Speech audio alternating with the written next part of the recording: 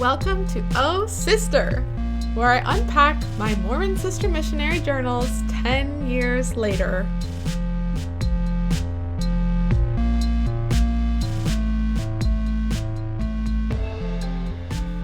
Howdy, it's nice to have you back. So first of all, yes, this is the beginning of season 2.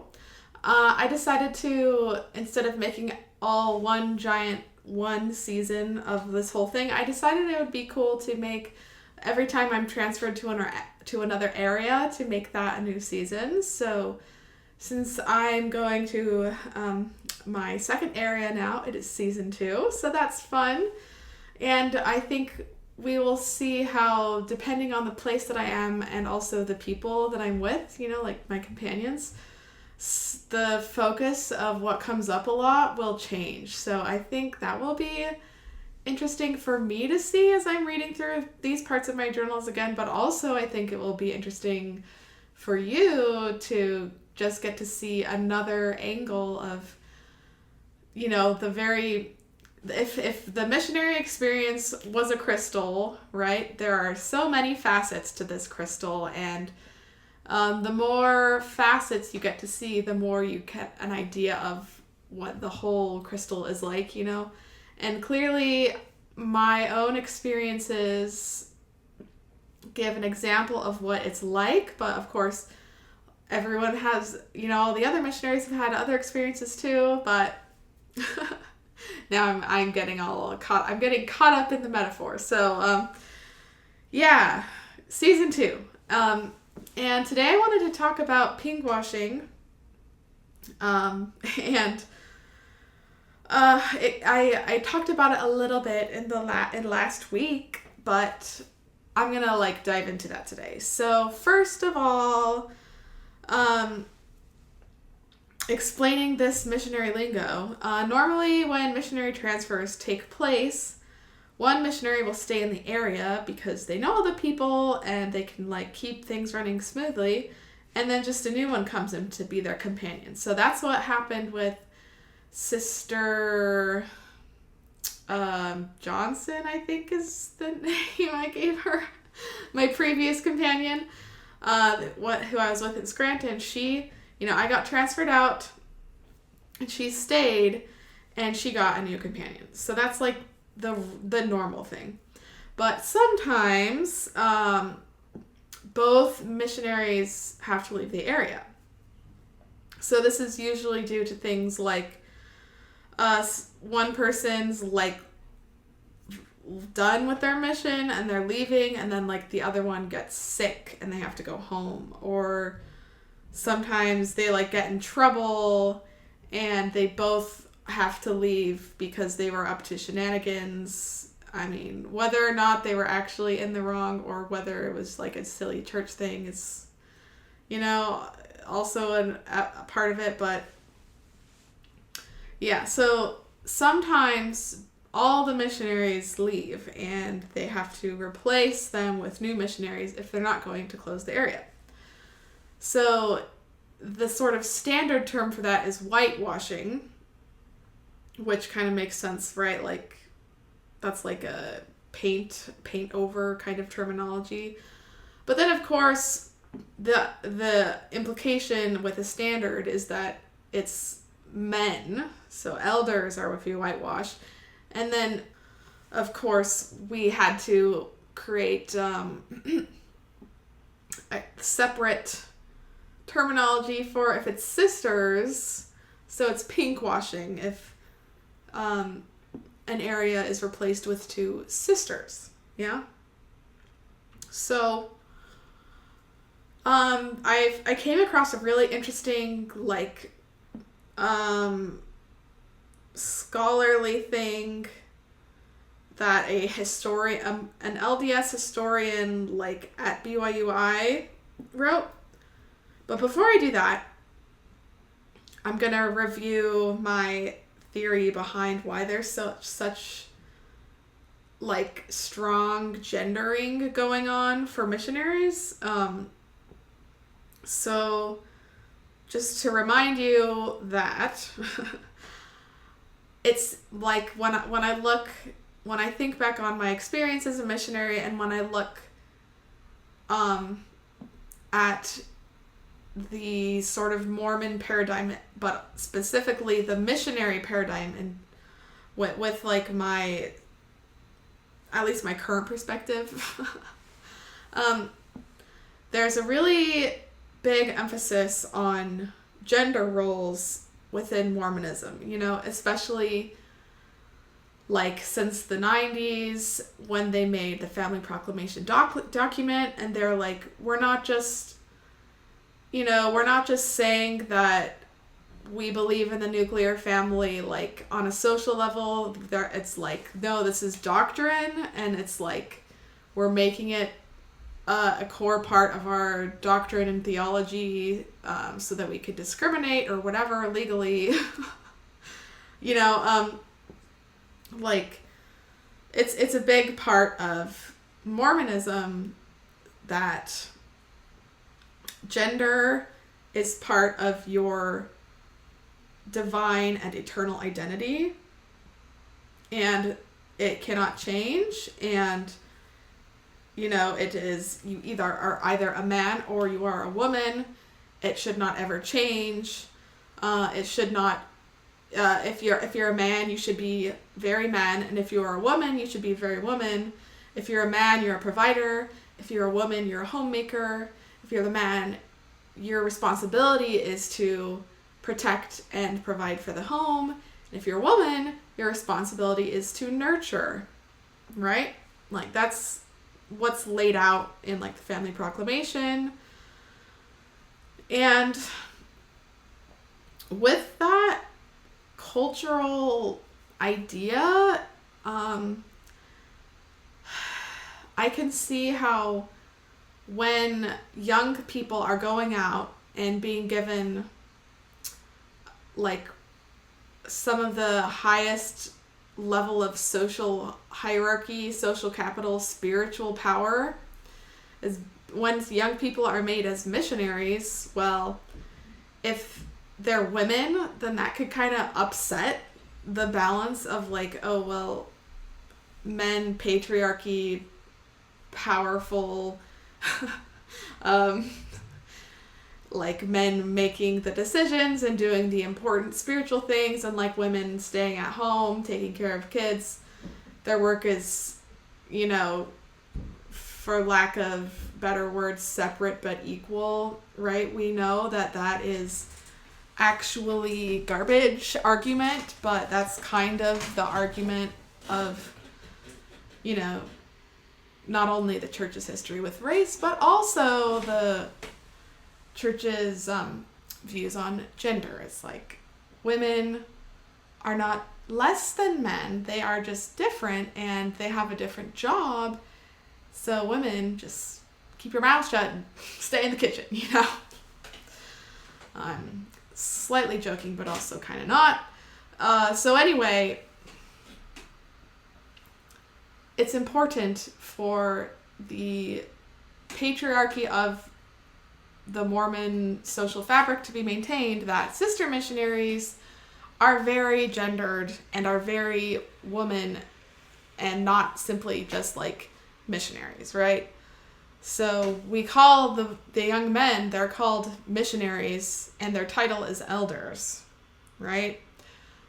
And women, if they're missionaries, it's never just missionaries, it's always sister missionaries, and their title is not elder, it's sisters. And I've already had plenty of stories of like the weird misogyny stuff that happened to me as a missionary, and also the stuff that I was like kind of willingly doing, like actively doing as on my mission.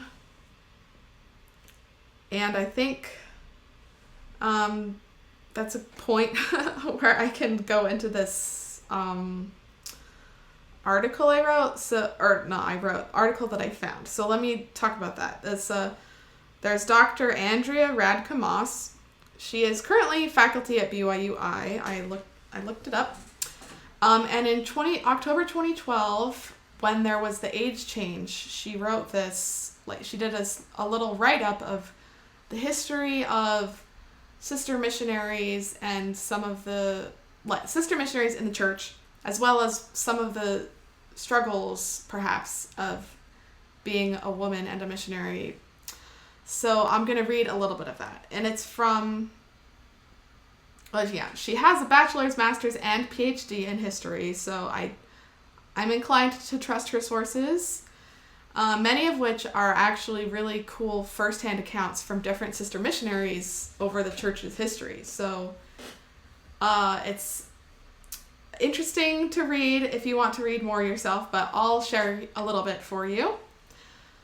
So she gives first the outline of church history with missionary service. So in the 1830s, early years of the church, Mormon missionary service is almost exclusively male, with only small opportunities for people's wives. So the examples are Louisa Barnes Pratt and Lucy Woodruff Smith.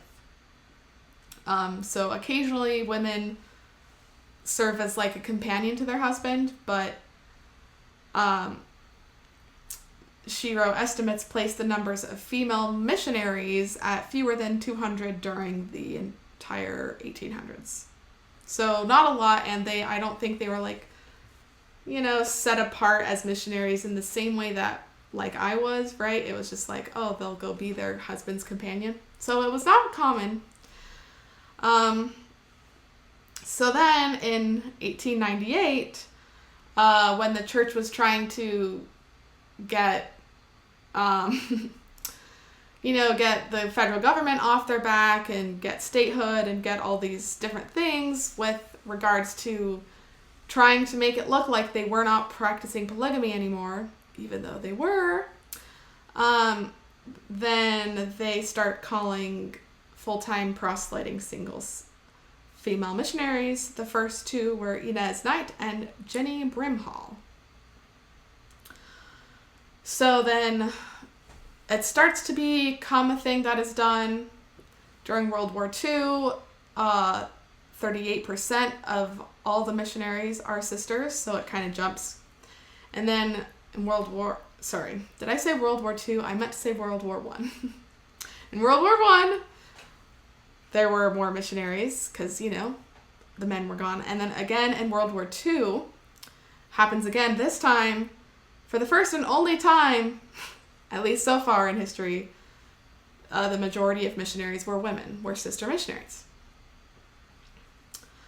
But then an interesting mirror of what we see in just the U.S. culture in general also happens in the church. So after World War II, there was this big move for women to get back out of the workforce and make room for men to have jobs. And there was, lots of basically marketing for women to be stay-at-home wives, homemakers, etc. And this also happened in the church. And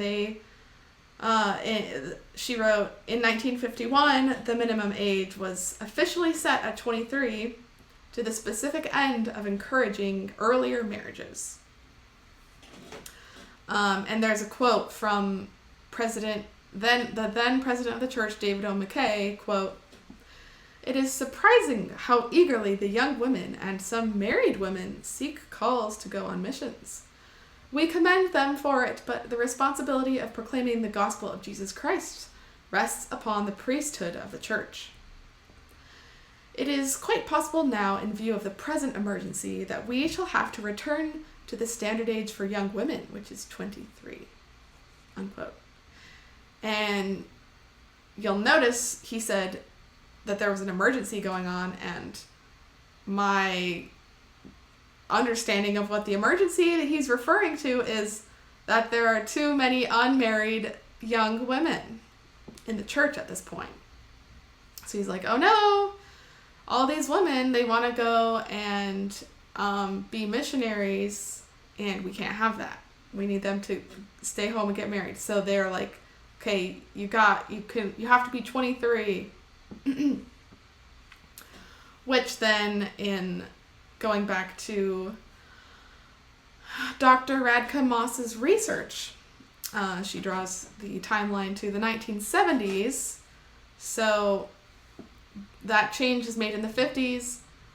And then by the 1970s, she says, a culture somewhat unfriendly to sister missionaries had emerged, along with anti-sister stereotypes like the ugly old maid and the unmarriageable woman. And here is one of the first primary resources, like document from a person, from a young woman at this time who wanted to go on a mission. So I'm going to read this because I think it's cool. Okay, so this says, one sister confessed privately, quote, "It is such a privilege to take part in this work." So a sister missionary in, I think, 1969. And I'll continue. She says, deep down, I am a fighter and warrior. I want to be in the midst of the battle for my God, even though I am a woman and my primary concern is the home. To be here on the front lines of the battle is a great gift to me. And then she also says, is there any reason why a sister missionary can't be just as effective as a Heber C. Kimball or a Wilford Woodruff? I may not have the priesthood, but my call is just as real as theirs. Yeah, I really love reading that because to me that really captures the kind of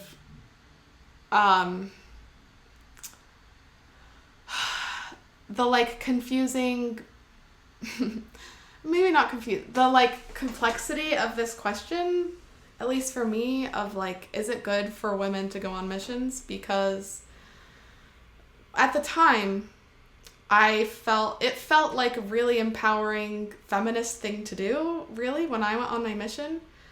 And, you know, now looking back, I'm like, well, actually, probably the whole system of people going on missions is, at least the way it historically and still goes, is not the best use of time, and it's just kind of promoting, like, there are better ways for people to use their time, and especially if they're volunteering for a church, right? But when I was a totally believing Mormon, I related, like, if I had read this, I would have been like, yes, exactly, like, I would have said, yes, I agree, it's such a privilege to be a part of this work. I loved being on the front lines, being in the midst of the battle for God, even though I was like, yes, I know I'm a woman, and like, I'm supposed to be like home, but like right now I'm a missionary, and like, I don't have the priesthood, but my calling feels just as real as famous missionaries in the past and like other missionaries now, you know? And that kind of gets to, again, that like I think part of the reason that the church leaders were like, oh no, you know, in the 50s, they're like, we can't have women going on missions like this because it upsets the social hierarchy for women, for lots and lots of women to be going out and having experiences where they say, I may not have the priesthood, but my call is just as real as theirs. You know? Like, what does it do to the social fabric of a church that is based on the patriarchy being part of doctrine, right? If generations of women go out and when they're young adults, before they're married, if they go out and have a formative experience where they're seen as on the same level as men, right? It would probably change things. And certainly in the 50s, 40s and 50s, the church leaders seemed to be scared of that because they called it an emergency that there were so many women going on missions instead of not getting married young. Like, it's not even that the women weren't going on missions and then coming home and getting married. It was the fact that they were going on missions was, like, the problem, right? Because it's not like you couldn't go on a mission and then come home and get married and still have a ton of babies, right? It was like, no, really the fear there, the problem that made it an emergency was that there were lots and lots of women going and having leadership experience and decision making and being on their own and learning that they actually had capability to like do things, right? So that seems like I could see I see the tension there. And there's actually a really good example of, another sort of firsthand witness or, primary resource in this article of an elder talking about how they saw sister missionaries. And I think this is from the 70s, but I did hear stuff like this during my time, so it could have been from the 2010s and probably even the 2020s, right? So here's what one elder said, quote, "When I entered the mission field, I subscribed to the widely held notion that sister missionaries were a flaky lot who had been unable to find husbands and who could make little contribution to real missionary work."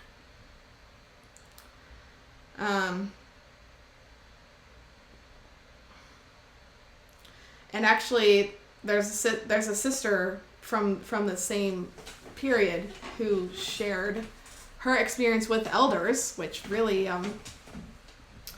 falls in line with what that elder just said. She says, "In every area that we went to, one of our jobs would be to convert the elders to the fact that lady missionaries had a place in the mission field." Yeah. So, there's basically this fight going on, this cultural fight going on of, because of the way that we're raised, and especially for the young men, they've been taught their whole lives to see the world with misogyny. They're taught, and they don't even, like, I wish that they knew better, but they don't, right? Like, they're taught to see women, and especially sister missionaries, because if they see women as capable, it destroys the whole thing. But they're taught to see women as flaky. If you're a sister missionary and you're on your mission, you can't get married and you can't really contribute to real missionary work, and it's interesting to me that there is this sort of false argument made of like, well, the problem is it's about getting married or not.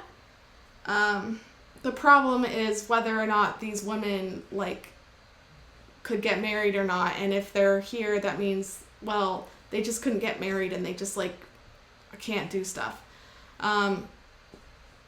And you'll notice that the sister, in responding to her experience with elders, she didn't talk about whether or not she was able to get married. She just said, I have to work so hard to get the men to see me as a competent human, right?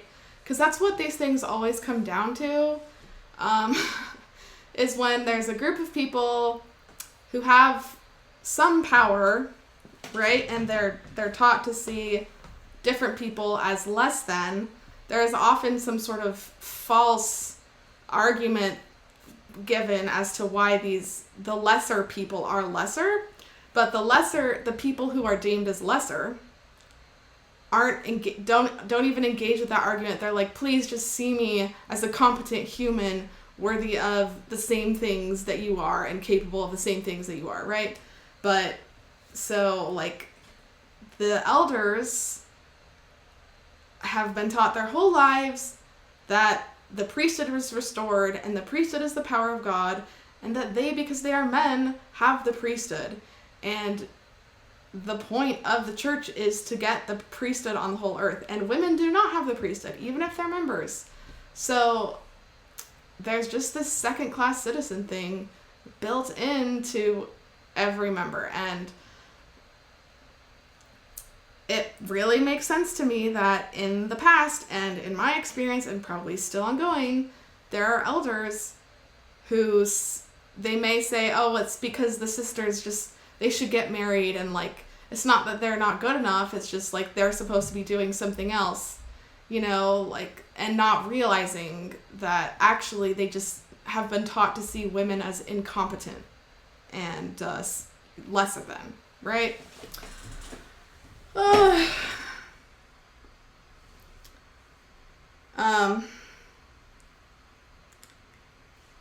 Yeah, there was another, well, boy, this is going a little bit long, so I'll try to keep it not too long. I always say that, but yes, going back to the article, she writes in the 2010s that attitudes have been shifting, with more women serving because it's their first choice rather than as a fallback plan. But, you know, problems have persisted with the stereotype of sister missionaries being seen as unmarriageable.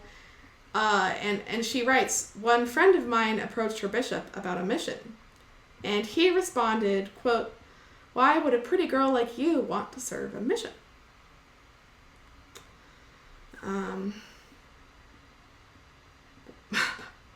Which it grosses me out on multiple levels now reading that, but yeah, definitely stuff that I heard, stuff that people heard going, you know, when they were deciding whether or not they're going to go on a mission.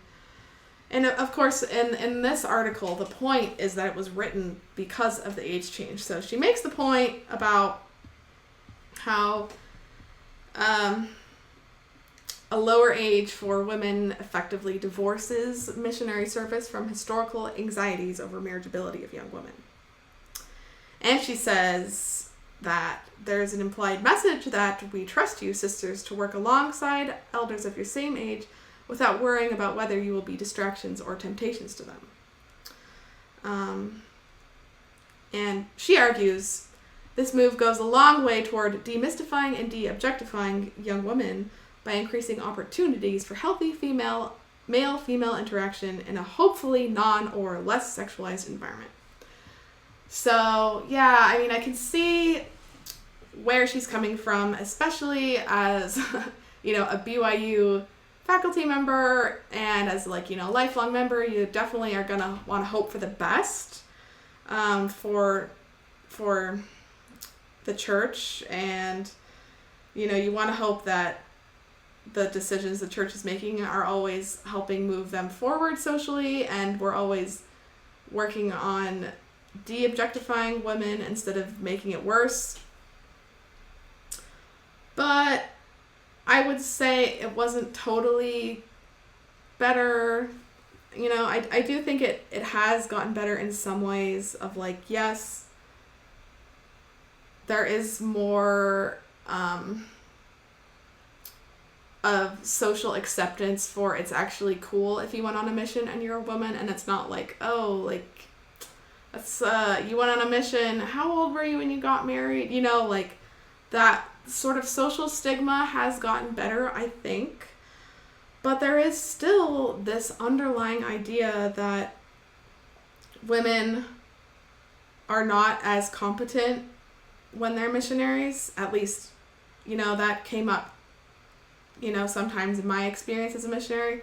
And then also this idea of, which I haven't even talked about at all yet, but she brings it up in her article, that they don't want sisters to be distractions or temptations to elders.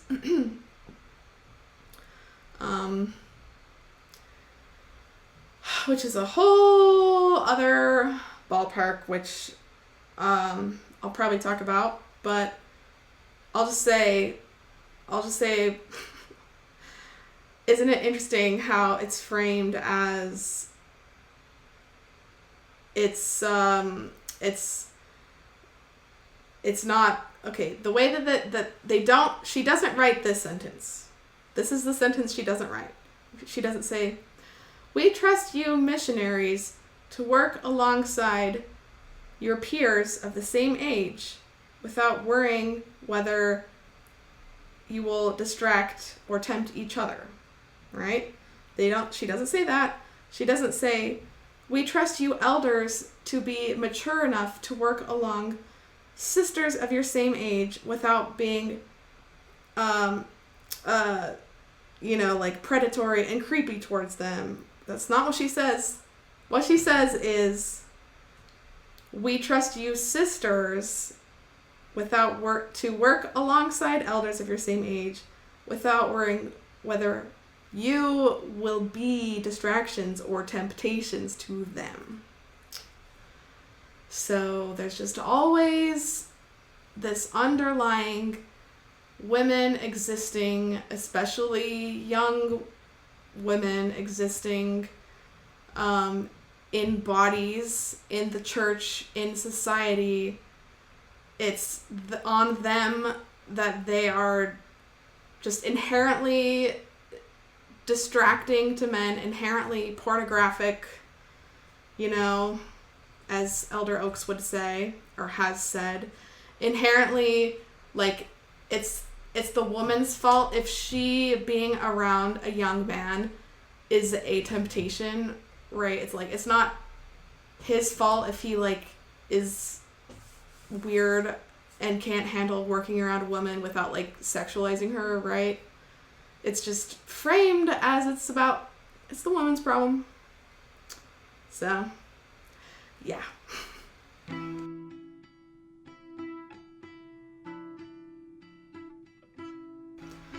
I've been having a great time working on this project, and it turns out it takes a lot of time every week to keep this up. If you have the desire and the means to support me financially, it really helps a lot. And I have the disclaimer that your donations will not bring eternal salvation for you or anyone else. There are links in the description where you can make a one-time donation, or you can sign up to be a monthly patron to support this and my other creative work. Thanks! Okay, back to it.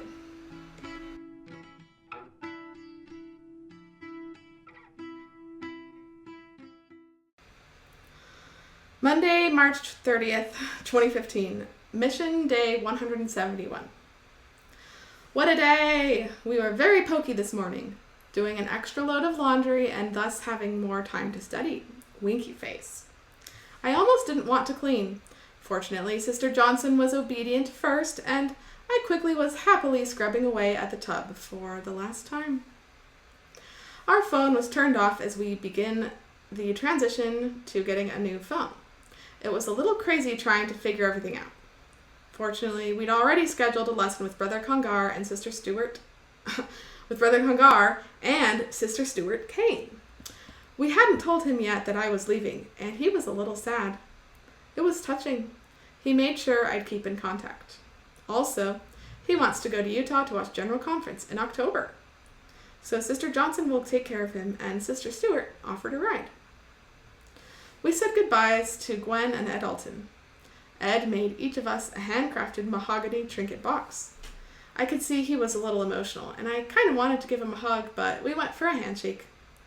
Gwen gave us cute bags of candy, of course, fitted out to be Easter bunnies. Mine has Psalm 32:8 written on it. Sister Johnson has Ecclesiastes 4:9. It made me laugh. And she also wrote a super cute message in my Poppy book. I love their family. I'll keep praying for them. One day we'll go to the temple together. That's my goal. Smiley face.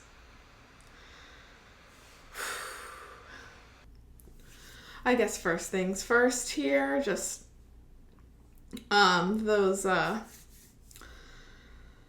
very conditional aspects of relationship with Gwen here. This very kind woman giving us time, and they were way nicer to us than was required for normal social interaction.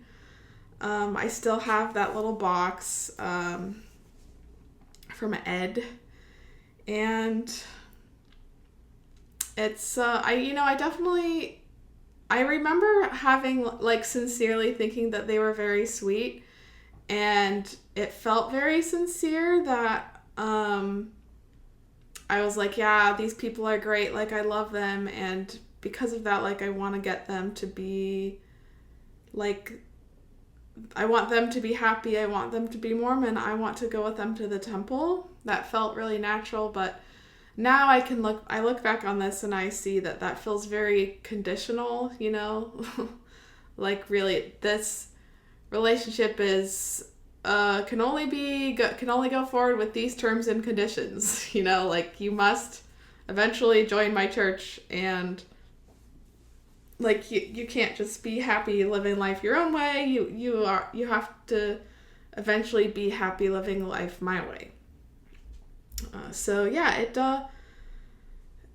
no wonder that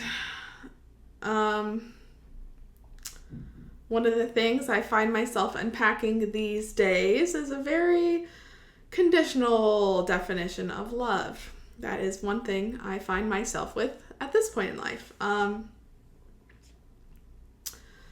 Also, just a few small little things about this day. So yeah, it's my last P day in Scranton and my last day in Scranton. And I needed to pack and stuff, but oh boy, I didn't want to clean. I don't think most people look forward to cleaning. But it's actually a little ADHD moment here. It's easier for someone with ADHD, often, not always, but often, it's easier to do tasks like cleaning or chores or really anything that's kind of like routine, mundane, boring, unfun. It could be a lot easier to do it if you have body doubling. So I can see how this is one sense where I may have felt like I was more productive when I had a companion all the time, because if I was having a hard time getting myself to want to do something, but, well, there's a strict schedule laid out, so, like, I don't have to decide what I'm doing. It's just like, well, I'm supposed to do it. And then if I'm with someone 24/7 who's doing the same stuff with me, and they're like, well, it's not fun to clean, but, like, time to do it, and they start cleaning, then it's so much easier for me. So that's interesting to notice, some of the ways that I had actually built in ADHD accommodations that I wasn't aware of. And, you know, it is interesting looking back on my mission and seeing how, like, I can't really understand how I did all the stuff that I did. Now I'm like, oh my gosh, I must have just, I mean, I was always tired, right? And I got sick a lot. It was definitely, I was going past my personal physical limits a lot, but also there were things that were helpful for me, actually, like having a body doubling person with me when I was doing all the boring things made it easier to do. So that's interesting. And then the last thing about this day was that, yes, it was yesterday, Sunday, Brother Congar hadn't been at church, but we were able to go see him today. And yeah, he was sad. All of a sudden, out of the blue, I, who had come in and brought him into this group, was like, okay, bye, I'm leaving. I have no say in this. I have to leave. I'm going somewhere else. And he's like, oh my goodness, like, what? You know, he just didn't know that was coming. So that is sad. And yeah, we're not really close now. I'm not really, spoilers, I'm not really, like, very close with anyone who I baptized. So ideally, we are supposed to stay in contact and stay friends with everyone that we convert. That's, like, the expectation for missionaries, is we're supposed to keep in touch the rest of our lives. But clearly, it is no longer my goal to continue keeping these people strong in their Mormon faith. So I don't do that anymore, but that's how it went. Okay, so let's see how the rest of the week goes. Tuesday, March 31st, 2015, Mission Day 172. So we did it. I said goodbye to Lynn. I thought I could do it without crying, haha. And packed, and I'm on the transfer train. Sister Newton and I had a fun chat / memory swap on the way to Bismarck, and now we'll be staying the night here and getting back on the road. I'm feeling very peaceful, and this also seems surreal.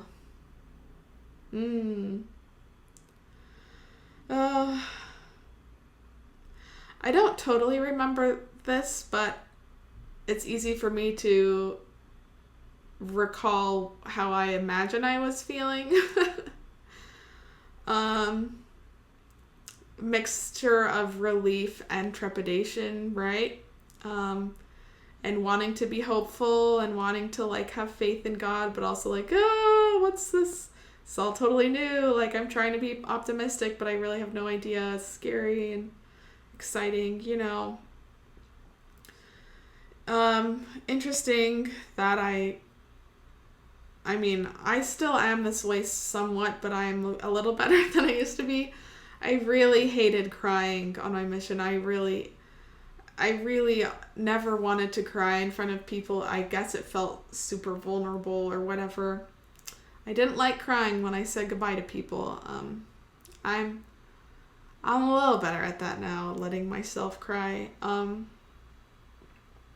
Hopped on the transfer train, which, if you haven't listened to the first few weeks, I'll just briefly re-explain what the transfer train is. So, I don't know how every other mission in the world did it. I know my husband's mission in Spain, they would just kind of take public transit to get around when they were transferred, but that's not really a thing in the Dakotas in the U.S. So, every transfer, every 6 weeks, the mission assistant, the APs, and maybe some of the other senior missionaries as well as needed, would drive different vans around in this complicated series of drives, circular drives, to somehow get everyone to their new place that they needed to get. And so I had my turn going to the meetup spot, and then getting driven to Bismarck, and then I guess the next day I'm going to be there. I'm going to somehow be getting to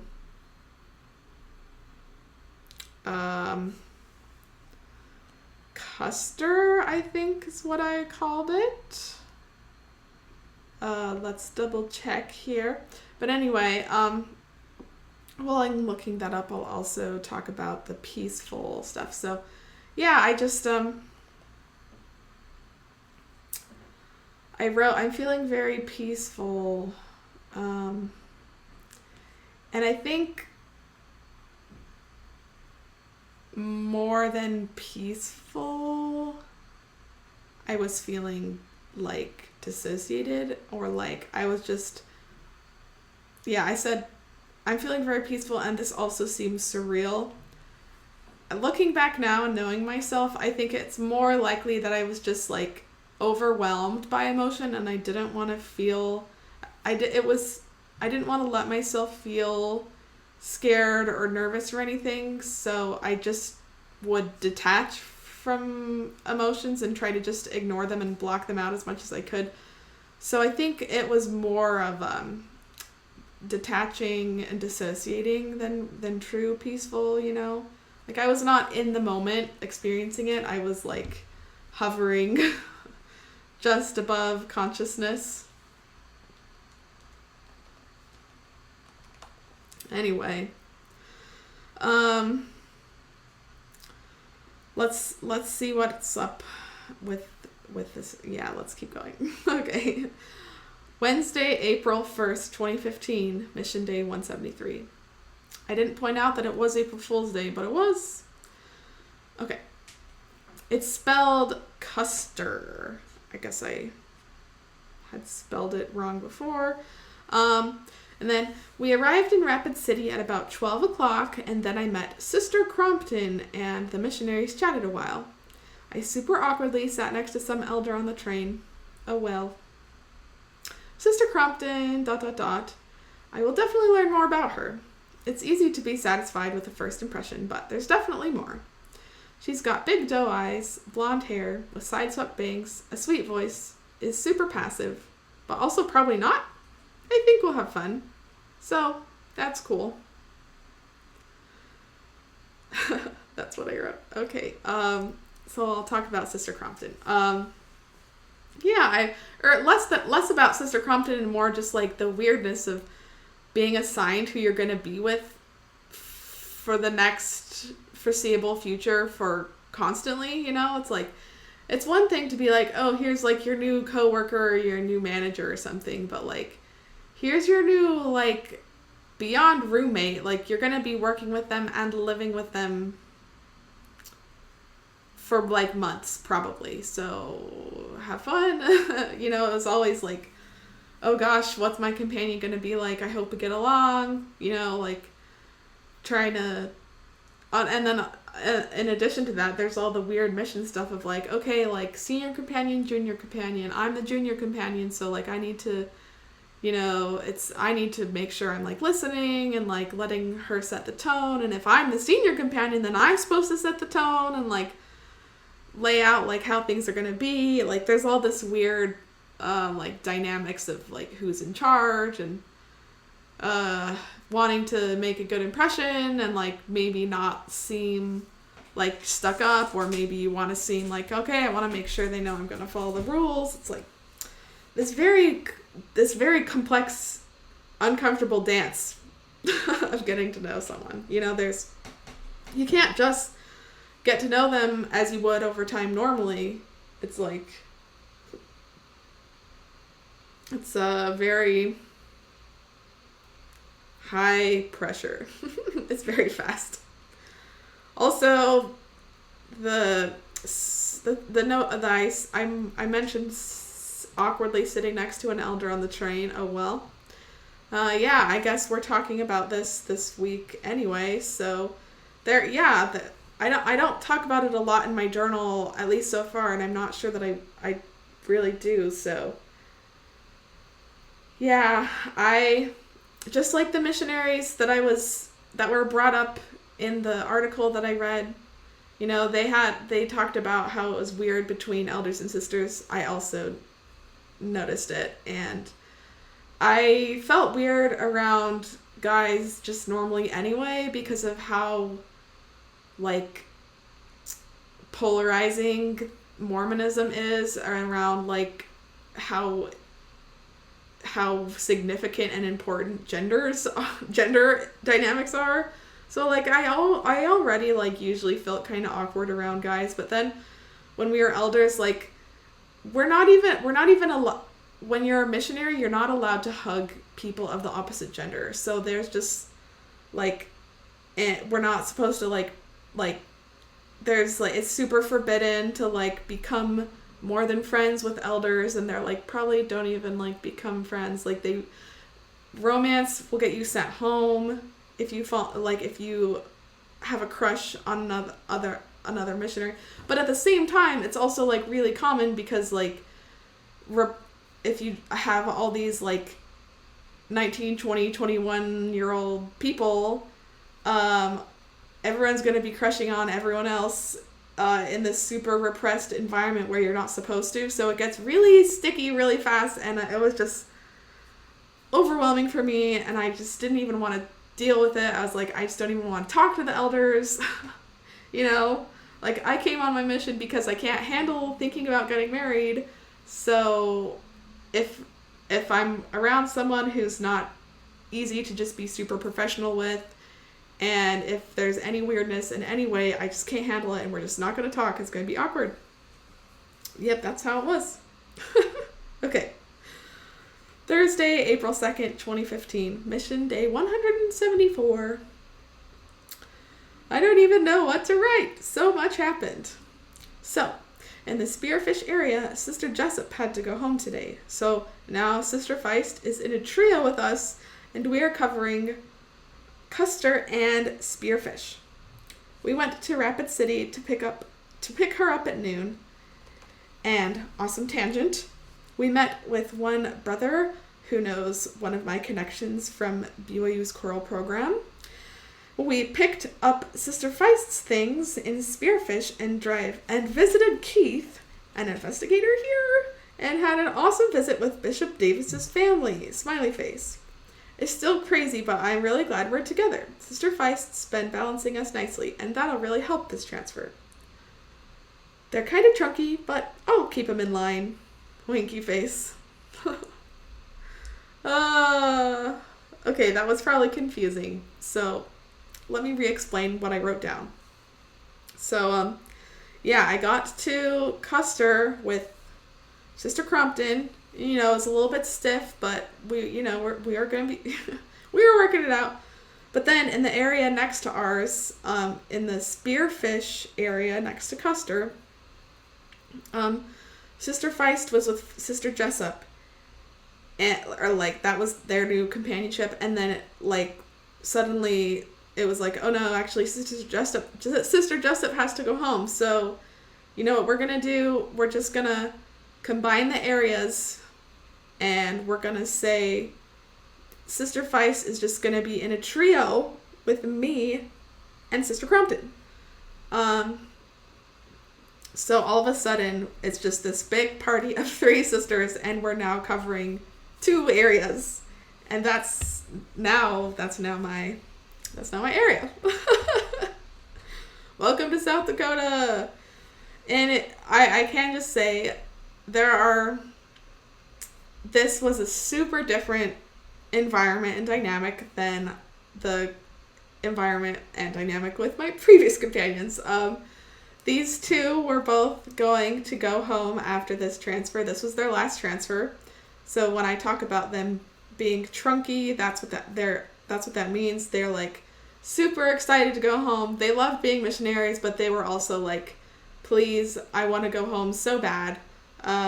Sister Feist was like engaged, and her fiance was like on his mission, and they were like gonna get home and get married. So she was so excited to go home and like finish planning their wedding. And I think they like knew each other from before, so they were already friends. And it was like it was a little bit uncomfortable for me to be new, but also like the new one in like their friendship, but also it was kind of relieving because I think it took off some pressure for me to like get to know them really fast because they already knew each other. So it kind of just felt like I was the little sister. It just reminded me of like being with my older sisters, or like being with my cousins or something. And it's like, oh, I know how this works. Like, I'm the little sister. I'll just go along with them. They're in charge, you know. And then also, I guess randomly, we met somebody who knew someone that I knew in BYU's choirs. I wrote a little bit more about that, but it was too personally identifying, so I didn't include it. But yeah, that's kind of random. It seemed so miraculous at the time on my mission. I had several instances where I met people that I had connections with from like BYU or from, you know, growing up Mormon, but actually, it makes sense that anytime I'm in a Mormon hub somewhere in the country, that I would make connections with other people who are Mormon, because small world, right? Anyway, it's gonna be, heads up, it's gonna be way different kind of stories. So let's see how it goes. Okay. Friday, April 3rd, 2015, Mission Day 175. Today was so crazy! Sister Crompton and Sister Feist are super goofy. They're in the middle of a water fight / feud right now. Organizing the area was fun. We were giggling while praying. I feel like I'll never be able to explain this. It's so much fun. I feel like I'm with my sisters again. We were able to go to district meeting, and we have an awesome set of elders here, Elder Schmidt and Elder Parks. I'm very impressed by their ability to be prepared for us. I must admit I cried at the end, but they'll just have to get used to that. I'm very heartfelt lately. Smiley face. Tomorrow is general conference. I'm so not ready. Wow. Okay, not a ton to add to that, besides it's a little bit makes me smile to see some levity happening, there wasn't a lot of me talking about how much fun I was having, and although I can also remember quickly this devolves into me feeling very anxious and worried that we're not being obedient enough and we're not working hard enough, still I look back and I'm like, hey, I'm glad actually that I was getting to have some fun, and I was around some people who were goofy and having fun and not always being super serious all the time, even if it was hard for me because I just wanted to be serious all the time. I think it was good for me to be around people who were not taking things so seriously. And then also that little comment that I'm feeling very heartfelt lately.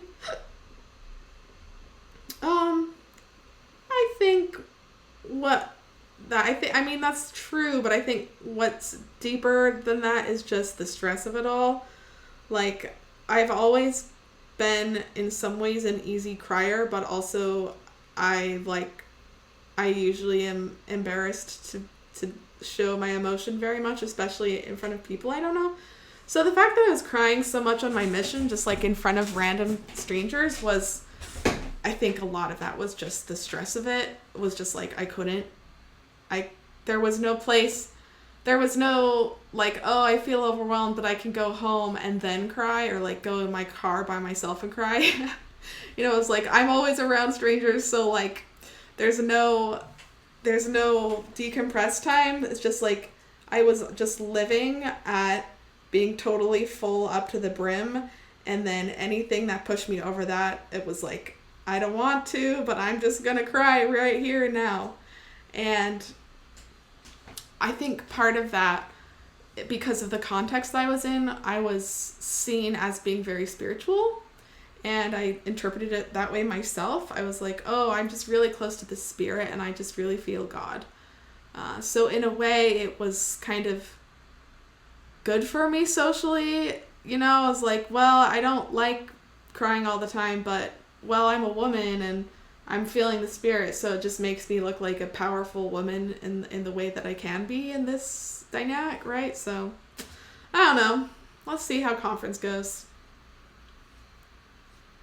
Sunday, April 5th, 2015. Mission Day 25th. That's not right. Mission Day 177. And it's Easter. Okay. I didn't know what to write yesterday, so I guess I just didn't. After General Conference, which was awesome, we watched a priesthood session on Sydney, a member from Spearfish's phone, amplified via a frying pan. Anyway, we realized that the Spearfish phone was missing, so Sister Feist checked the car to see if it was there, and in the process, the keys were locked into the car, a Jeep. The elders stopped by to bring the phone. It had been left in the chapel, and to try breaking into the car with a fly swatter, but they couldn't get in.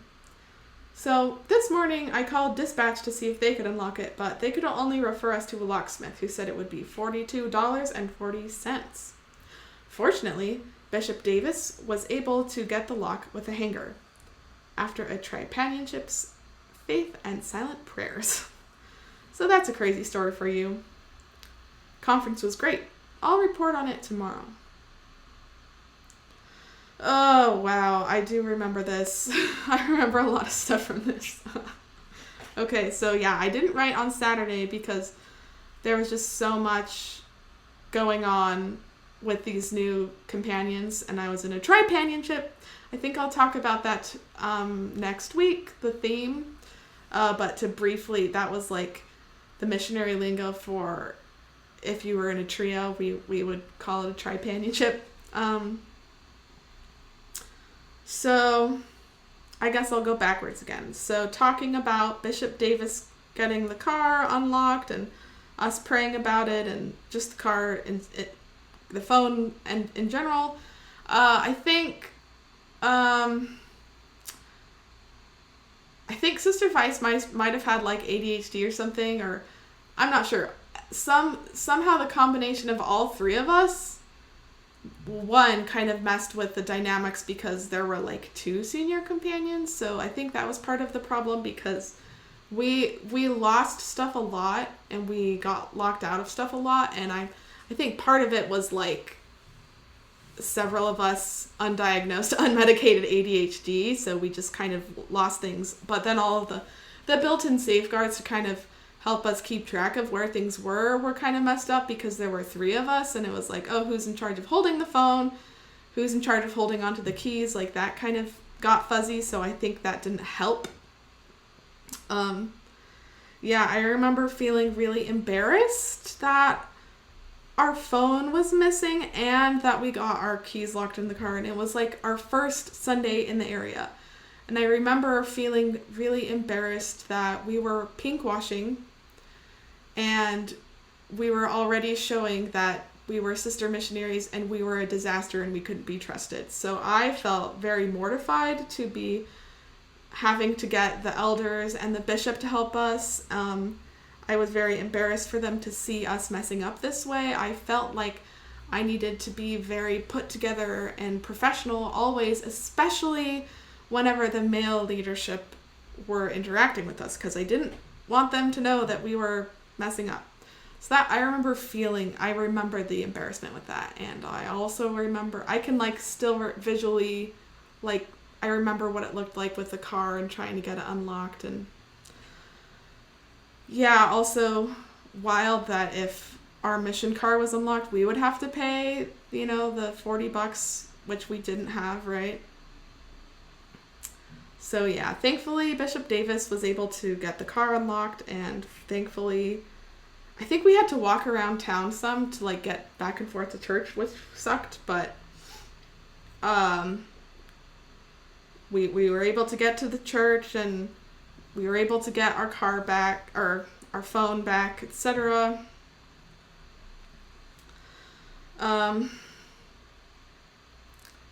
Then the last thing I'll touch on was us watching the priesthood session and using a frying pan to make it loud enough. So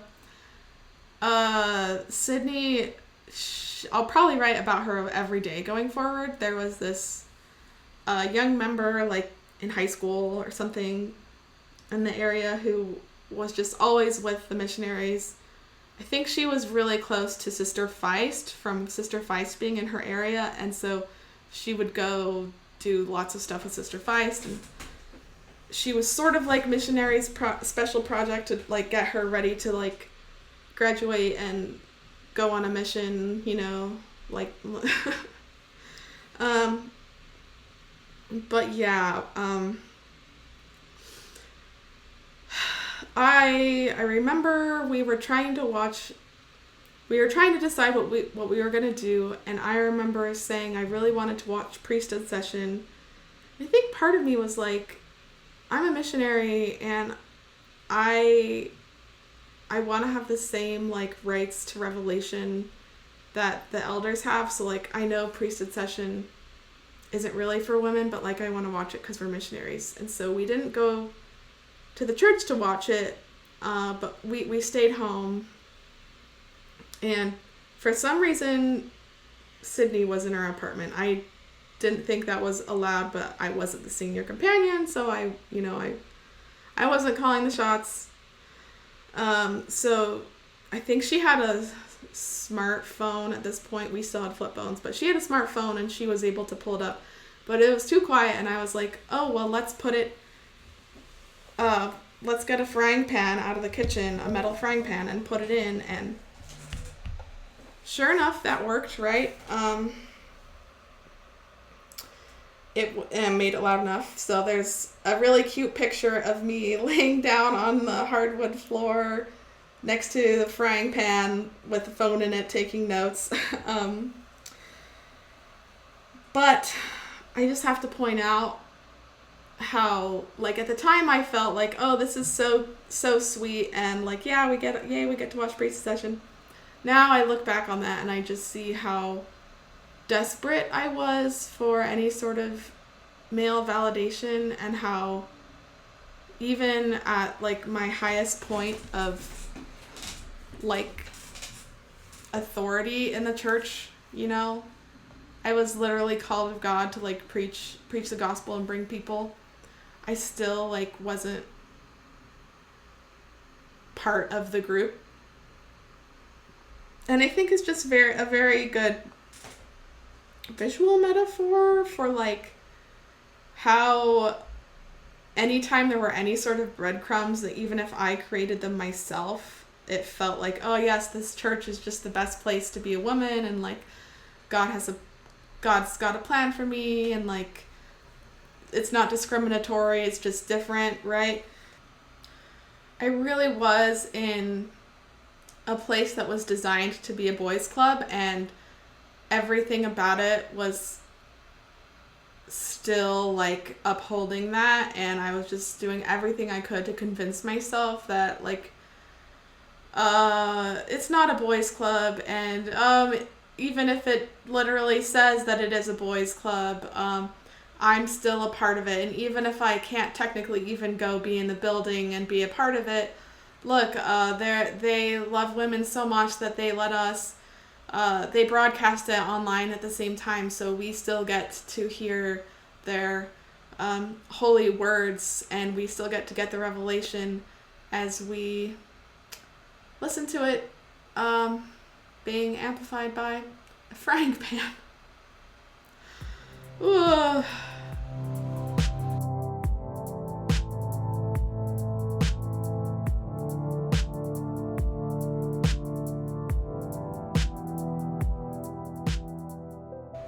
And that's my 27th week as a Mormon sister missionary. Make sure to subscribe to this podcast if you want to continue following my story. Ratings and reviews are very helpful and appreciated, and please share this with anyone you think would be interested. I hope you have a great week, and if you want my advice, just remember that you can love others best when you love yourself first. Bye!